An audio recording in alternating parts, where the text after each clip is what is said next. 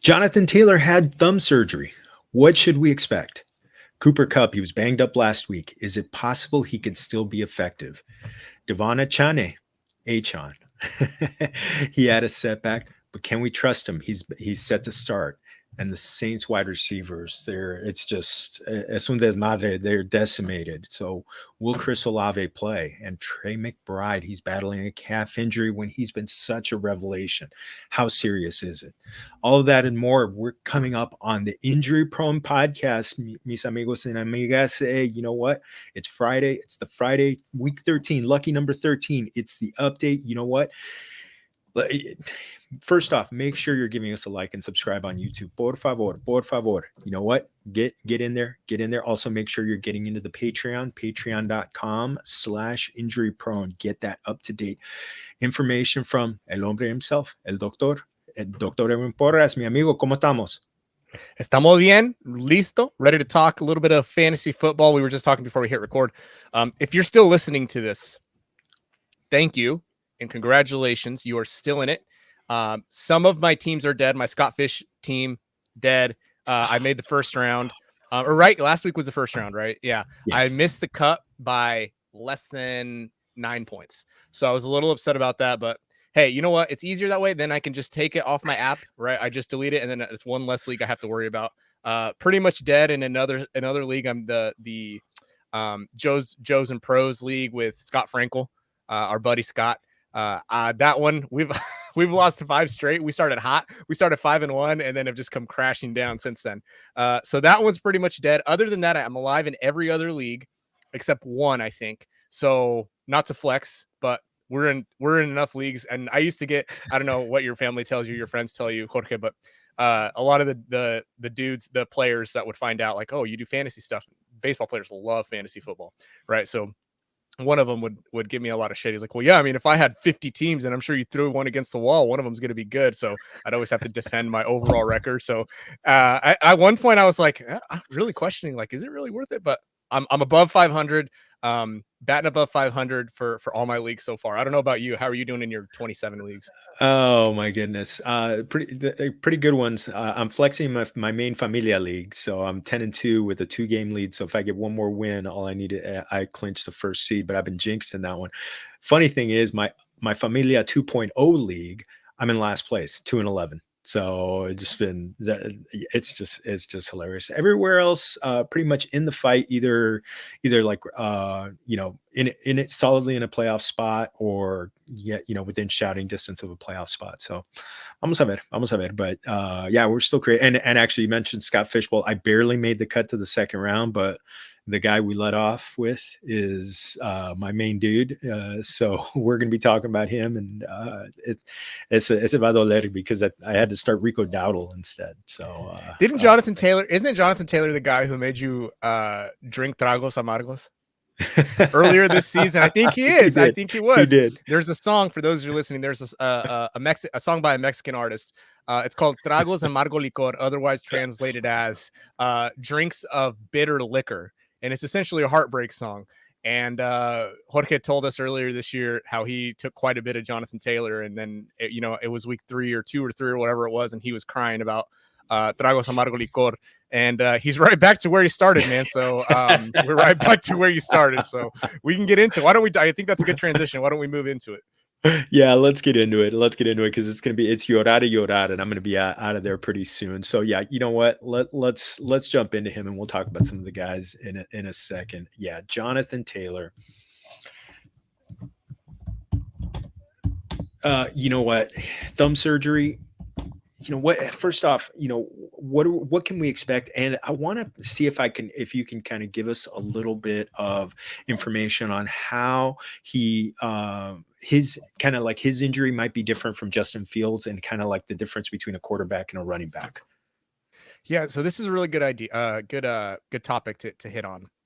So Jonathan Taylor, what we're making the assumption right now is that he has a torn UCL ligament, right? So I guess that's a double negative there. A UCL, so ulnar collateral ligament. It's the same name as the injury that pitchers undergo, but it's not at the elbow. Obviously, it's on the inside of the thumb. So that ligament, it is not uncommon for that ligament to tear, to rupture. And Jim Irsay says he can be back in 2 weeks. And I'm thinking to myself, that is pretty fast. Maybe they're looking at a ligament tear that isn't quite, doesn't have an avulsion. Otherwise, some of the bone also broke off. Maybe it's a relatively straightforward procedure where they can come in and get out. But the bottom line is we do have some data on this for Jonathan Taylor and his thumb. And what we know is that there's a sample of 23 NFL players, so that's a pretty small sample. And these are skill players, right? So 22 were able to return out of 23. So almost every single player comes back. What we find is that of those 22 players, 9 of them, are about 41%, they did come back before 6 weeks. But the average amount of time that those players missed was 35 days, otherwise, 5 weeks. So even if he's beating a timeline of 5 weeks, I mean, that's still a 3 or 4 week layoff. They haven't placed him on injured reserve yet, but you also bring up a really fascinating point, or like a point of discussion here. What is the difference between, a thumb injury for a quarterback versus a thumb injury for a running back? When you're a quarterback, you need that stability. That's what that ligament provides, is stability and grip strength to be able to chuck the ball, throw the ball, put English on it, whatever you need to do. That thumb provides stability for your thumb, and it just allows you to be able to move and maneuver and do what you need to, ball handling, all that stuff, take snaps. That's why we saw Justin Fields take so long to come back. Now, he probably had a little bit of Justin Fields probably had some UCL damage. I'm not sure exactly how much, though. We're not sure on the specifics. When it comes to a running back, it is a tad bit different, because Jonathan Taylor, if he comes back, let's say he does, miraculously come back after 2 weeks, he is probably going to be in a brace. He's probably going to be extremely sore, and he's probably going to have very weak grip strength, because once you cut somebody open at the hand, it really reduces your grip strength. Your brain shuts down, and you just need time to come back. So ball security is a real thing. Catching the ball is a real thing. Putting your hands up to block is a real thing. Any sort of pressure downward, and for the podcast audience, I'm sort of pushing my thumb downward. That's going to either re-aggravate it, or it's going to disrupt the surgical site. It is a risky move to come back for Jonathan Taylor at 2 weeks. So I guess I would plan for at least 2 weeks of Jonathan Taylor. This is probably pretty obvious, but Jorge, you can chime in here. If he comes back, he's probably still going to be limited. He's going to have a high risk of re-injury. So what are you doing, my amigo? Are you picking up more Zach Moss? Are you just sitting in the corner, tragos de amargo licor, and just saying, forget about it, screw it? What are you doing here? Well, on that Scott Fishbowl team, Zach Moss is long gone. But Zach Moss is the play this week. I mean, and it's against Tennessee, because and who is the only running back to go for 100 yards against Tennessee? Zach Moss, 165 yards earlier this season. So this game's going to be in Tennessee, and it's going to be a little bit different. But I mean, you grab Zach Moss. Scouring the waiver wire otherwise, I mean, guys that are going to be widely available at this point, as Kenneth Gainwell, those kind of guys. But yeah, another thing, as you were talking, I was kind of remembering it's about 10 years ago, it was during the World Baseball Classic, Hanley Ramirez, he ruptured his UCL, and he was knocked out from like late March to about middle of May. And granted, grabbing a baseball bat is going to be very different than football, but you know what, they were waiting for the healing to take place. So yeah, I mean, when you were saying 2 to 3 weeks and talking about it and talking about that timeline and kind of like just needing it to heal, I don't know. I think if they're still in the playoff hunt at that point, maybe, but it's getting late early out there. So yeah, start grabbing anything you can off the waiver wire, because I don't know what we're going to see on him. So vamos a ver. All right, mi amigo. Cooper Kupp. And you kind of and earlier this week on the walk-in clinic, the Tuesday waiver wire show, you talked about the injury in there. So how some people are starting to downgrade him. People are starting to put him into questions like, start sit questions with much lesser receivers that weren't taken in the first 2 rounds of fantasy drafts. I mean, kind of what going into this one, it's going to be a tough. We don't know about the state of the secondary for the. There are some injuries with the Cleveland Browns, but they've been a very good one. But this game will be at home. It won't be in Cleveland in cold elements. What's kind of I mean, just really the overall outlook for him, not just for this week, but maybe for rest of season. I mean, could he be too banged up to really, to be as effective as Cooper Kupp has been through the first half of the season last year? So I think this is a fair question, and I understand where the question's coming from. But I do think and it's frustrating, right? He's your first round pick. You already went 4 weeks without him. He hasn't really come back and been that guy, right? He came back and scored 11, 20, and then 4, 9, 2, 4, 1 fantasy point, right? And the question really arises is like, what is going on with Cooper Kupp, right? And his targets have gone since he returned in week 5, 12, 9, 7, 10 and 7. He just hasn't really put up the numbers that we would expect Cooper Kupp to put up. So I can't tell you 100% exactly what's going on with Cooper Kupp. I can tell you he had in week 6, he had that 21-point performance in PPR and standard. That was actually standard league. I'm looking at my bad. I'm looking at his standard scoring. We all know that PPR is God's game. So if I switch it over to I'll be generous and do half PPR, right? He came back, scored 16, scored 24, scored 5.9, 4.1, 5.8, right? So it has not been promised since those first 2 games back. Something's going on here. And I don't know the answer, to be 100% honest. Could it be the hamstring? Maybe. That's not the most likely scenario. He had plenty of time to come back from that. I know that we've seen some sort of fringe analysis that, Cooper Kupp might retire. I think that's pretty large speculation. I think that's speculation we can't necessarily make. There have been rumors about his health overall that I don't really buy. There's been a lot of weird stuff surrounding Cooper Kupp, but man, we see this every year, right? Like, this is what it was like when Christian McCaffrey, quote, couldn't stay healthy. I'm doing air quotes for the podcast audience. This is what happened when I'm trying to think of who else have we been through. George Kittle, quote, couldn't stay healthy. I haven't been in the game that long, 5 years. I think this is my 5th or 6th season at this point, compadre. But like, this is not uncommon for guys to have a big injury and then come back and be not the same, and then they bounce back the following year. Christian McCaffrey is a perfect example, right? So I don't know what's going on with Cooper Kupp. That's a long-winded way to tell you I don't know what's going on with Cooper Kupp, but somebody's got to fall into the average, into the averages of the data. And when you look at the data since 2018, players with a low ankle sprain, they do see a median point differential of 78%. In other words, you take all of the medians of the guys coming back from a low ankle sprain who missed time, and their first game back, they're 78%. Of what they typically are from a median perspective. You also see that he went out there and he immediately sort of re-injured the ankle. Well, somebody's got to fall into that 20% recurrence rate, right? So he's not 100%. Cooper Kupp's probably like 75, 80% if I had to put a sort of guessing game on it. He hasn't been the same. I don't blame you if you start somebody in place of him in some leagues, but it's the same thing. I would live with the result last week. I know we recommended last week starting Cooper Kupp. I'm living with that result. Unless you trade him away for something that is comparable, I'm probably starting Cooper Kupp again, especially in PPR leagues. So I get it if you don't want to, but how are you going to feel if Cooper Kupp had another week to recover? It's just a lateral ankle sprain. It's still not the end of the world. And how would you feel if he goes and puts up 25 points, right? Is it likely? Not necessarily, but how are you going to feel even if he puts up 15 points, right? 15, 16 points get you there with some of these guys, some of these matchups. So you just have to really analyze, how will I feel in a best case scenario and in a worst case scenario, and sort of reverse engineer it from there. That's how I help. That's how I make my decisions, compadre. I don't know if you're any different than I am.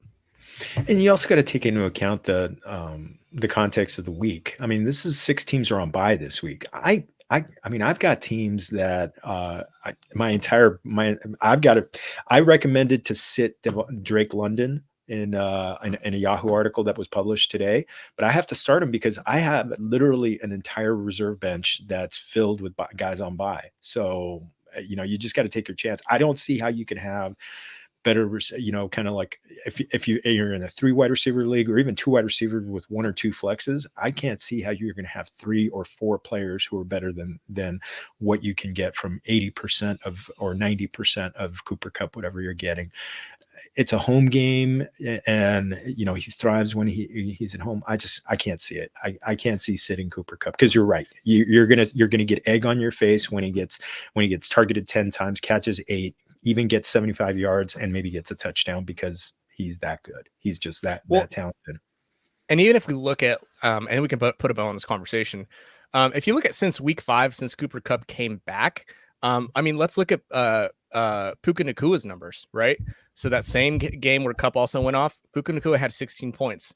And then starting in week 6, Puka Nakua, 4.6 points. Week 7, 19.4 points. But since then, 5.8, 4.7, the bye week, 16.2, 4.7. It's not like Puka Nakua has been going off either, right? I think that we're also forgetting that NFL defenses exist, and forgetting the fact that these guys also are guarded on a daily basis, right? On a weekly basis. And Puka Nakua hasn't earned more than 8 targets since week 5. Well, let's say since week 6, he hasn't earned more than 8 targets except twice. So, it's not just Cooper Kupp. It's not just the fact that he's banged up. This offense is even though Stafford looks fine for what we anticipated or expected, it's also a matter of the offense. There's a lot more to this than just, Cooper Kupp's, gonna die and he's retired, and these dramatic sort of headlines that you see. So that's really what I got on Cooper Kupp. We can move on. Yeah, just put a bow on it. Don't believe anybody who says a player is going to retire until the player actually retires. So just don't believe them. Don't believe them. Olvídate. Just move on. Move on. And we're going to move on. Achane, our favorite name to say. So today he was announced that he's going to be actually starting, that he's back, is expected to be active, and, going up against the Washington Commanders. I know it's a road game. It might be a little cold, might be wet, might be raining a little bit, but I mean, with 10, let's say he gets 8 to 10 touches. I'm inclined to start him. Give me these as far as his prognosis for being back. I think that you can be a little bit more cautious with Achane, because he did have a re-injury, right? You don't love that he was out 5 weeks essentially, and then the first touch that he has, it gets landed on again. I do think, again, and I hate to be this guy, because me, compadre, I'm not this guy. He's small, man. Yeah. He is small. The injuries that he's sustained are specifically contact injuries, where you would be concerned about his size coming into play. He immediately re-injured the knee. We know that it wasn't severe. He continued to practice and maybe just needed another week or two. These injuries can linger. These MCL injuries can linger, into the 6-7 week mark. So the hope is that is what's going on with Achane. I think you're in a high risk. If you're in a high risk, high reward scenario, right? For example, I'm in a league where I'm basically there's a 3-way tie for the 6th seed into the playoffs right now. I need every point that I can get, and I'm being extremely aggressive about how I get those points. So in that kind of league, I'm probably starting Achane, right? If I'm the 2 seed, the 3 seed, I'm pretty much locked up the, a playoff spot, and I don't necessarily need him. Let's say, for example, I have one team where I have Achane and Kyron Williams, hashtag stay ready on the waiver wire. And I don't necessarily need to start Achane, right? And I have another running back that I'm starting. So those are the scenarios that you're going to have to pick through in your head. So there is a risk of re-injury. But again, Achane needs 10 touches, like you said, maybe 8 to 10 touches, and he can make one explosive play. So it's just a matter of what, again, sort of like Cooper Kupp conversation. What are you willing to live with? I'm willing to live with, in some leagues, wanting to see him do it first and know that he's actually back and doesn't need more time off, because that's always a possibility, as opposed to throwing him in a lineup and just sort of seeing what happens and flying blind. Yeah. They're the teams where I have him. I need him. I need him to come through. So I'm putting him in. And I'm taking the chance that, with getting 8 to 10 touches, that maybe he could break off a long one. So and the Washington Commanders are so bad against that's one of the worst defenses out there. I'm taking the chance on the home run ball on that one. So we'll see. As much as I love saying the name Achane, and giving it, but I think hopefully we retire him and he's back to getting 10 to 15 touch next week. So, um, the next one, the Saints wide receivers. I mean, it's a mash unit. You've already got Michael Thomas on IR. You've got Chris Olave in the concussion protocol. He has not been cleared as at the time, as we're in early afternoon and on the East Coast. You've got Chris Olave. Rashid Shaheed is trending toward not playing, and I mean, everybody's grabbing A.T. Perry right now, but like, kind of, what do we have any indication first off on Olave and maybe to a lesser extent on Shaheed? Shaheed probably not going to go. That's a little surprising, but Shaheed is probably going to miss this week, potentially next week, based on what we're hearing. When it comes to Chris Olave, this is a really interesting situation, right? Things aren't looking great for him, although he has been limited in practice, although he's still in the concussion protocol. I want to emphasize how different every human brain is, every human, in general is. Every brain is generally different. These injuries are the least sticky to predict because they're just hard to predict. Like, you can wake up one day, feel great. The next day, you have a total new setback. And when you have a new setback, you start over in the protocol. It's not time-based. It's what's called criteria-based. You have to check these boxes, be able to do these certain things without symptoms. If not, you sort of start from the beginning. So let's give it a try, though, right? Of the fantasy relevant wide receivers who sustained a concussion in 2022, and then again this season, right? They've all missed at least one game. In other words, you had a concussion in 22, you have another one in 23. Almost all of them have missed the game in 23, at least one. So only 16% of wide receivers who sustained it. Now, granted, it's a small sample, but 16% sustained a concussion in 22 and 23 and missed 0 games this year. Here's what I'll say. I don't want to suggest anything nefarious, but I don't think it's surprising that the two of the 3 guys who didn't miss time were Davante Adams and Chris Godwin. Something to consider, right? Which really brings us to another situation in Chris Godwin, which if you want to check that, there's more information on that, but that's a different topic for a different day. He's got a neck issue now. So given the fact that the Saints are decimated, given the fact that Chris Olave has been limited, and given the fact that he is their star, I think that there are some things to tip the scales to say that he could potentially return. Would that be coming back too soon? Maybe. Is he at a high risk for re-injury? I think so. Is there a chance that he plays anyway? I also think so. Same conversation with Devon Achane. You probably don't have a better option than Chris Olave. He's going to be the only show in town. If he plays, you probably have to throw him out there. Again, higher risk, high reward. If you just need a W, you just need 10 points, 12 points, start Greg Dortch, right? But if you are like trying to squeeze upside out of every possible nook and cranny that you can on your team, if you're in a situation like I am, if he's active, you're starting him and you're sort of living with the result. Absolutely. And I'm glad you pointed that out about Davante Adams and Chris Godwin, because I mean, you're right. And the other thing that they're also looking at is Detroit's secondary has just been getting torched the last several weeks. And so maybe that's going to be their only chance, because also that game has a sneaky kind of like, carnival possibility to it, because of the fact that both the Detroit defense has been really giving it up, and the Saints secondary has also been banged up with injuries, so they're playing. They're going to get beat up too, so they're going to have to throw to keep up, and that could be Olave. So. That one's a tough one. I just make sure you got A.T. Perry off the waiver wire. I know he's still not very much rostered, but there is that possibility with him. So just to have him, just in case. All right, the last player on the main event, Trey McBride, who's been coming on of late, battling a calf injury. With big guys, these kind of injuries could be tough for them. What is the thought process with him and possibly playing him? Yeah, so I think the thing with Trey McBride is you have to be a little bit careful. You typically, and so in my book this summer, right? I basically didn't do tight ends. I didn't even analyze tight ends. I did quarterback, I did running back, I did wide receiver.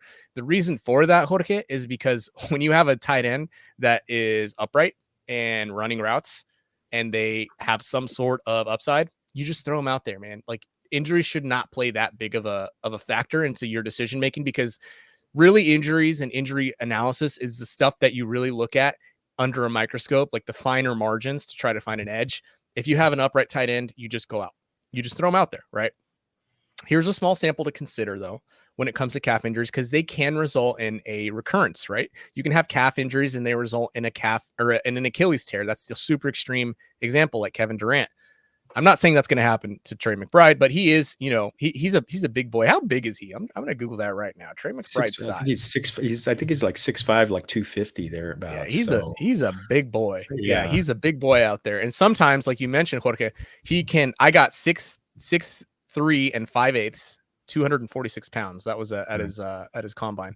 Good Lord, what a beast. So yeah, those guys, it can be a little tougher for them to come back. But here's a sample that I was going to mention. Here's just since 2018, these are tight ends who have had calf issues and sort of their end result. This is sort of like a list of relevant tight ends who actually got volume. They actually saw the field. They actually played, right? Zach Ertz, 11.4 PPR points. Dallas Goedert, 0 PPR points. George Kittle, 8 PPR points. Evan Ingram, 10.4 PPR points. Given the state of the tight end position and all the buys that you're talking about, you're probably throwing Trey McBride out there, and you're just going to hope that he gets another, what has he been doing? Right? Some 10 to 15, 12 to 15 PPR fantasy points. I'd be happy with that. I'm throwing Trey McBride out there, and I'm absorbing any risk that could come with the situation at hand. Awesome. Yeah. I mean, and it's a game where, I mean, that's going to be an interesting game because the fact that they're playing the Steelers, who traditionally get beat up on the slot and those inline receivers. So if he plays, he's going to get out there. I mean, yeah, now that we know that the Steelers can throw the ball a little bit and get over 400 yards in a game. So now everybody's now all of a sudden they're going to be the Air Coryell Chargers from the 80s. So no, not quite. But yeah, the Cardinals are going to have to throw to get their defense is going to get beat up, and they need Trey McBride. They need Marquise Brown, who's headed toward a tough matchup with Joey Porter Jr. So we'll get into that one. So some players that we're kind of recommending to talk about, check out on the Patreon. These are some of the players that have already been ruled out or trending toward being ruled out. Aaron Jones is one. He's already been ruled out. And Dorian Thompson-Robinson, unfortunately, his homecoming to Los Angeles. He's doubtful. Get Joe Flacco in Superflex leagues. Michael Wilson, we were talking about the Arizona team.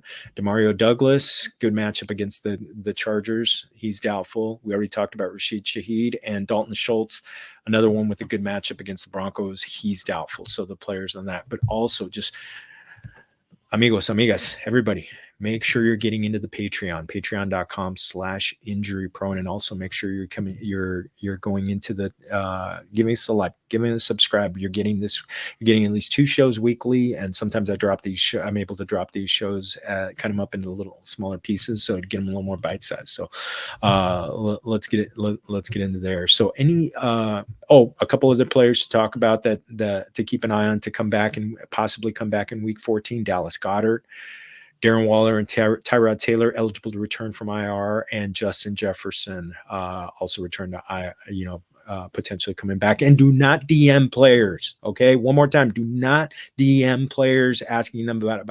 You DM. Tweet at Edwin, tweet at me, tweet at any of the fantasy analysts. We'll take the bullets for them. The players are the players. The only thing they need to hear is when that you're donating money because they helped you win money in your fantasy football league. So that's all they should be hearing about. So, mi amigo, you know what?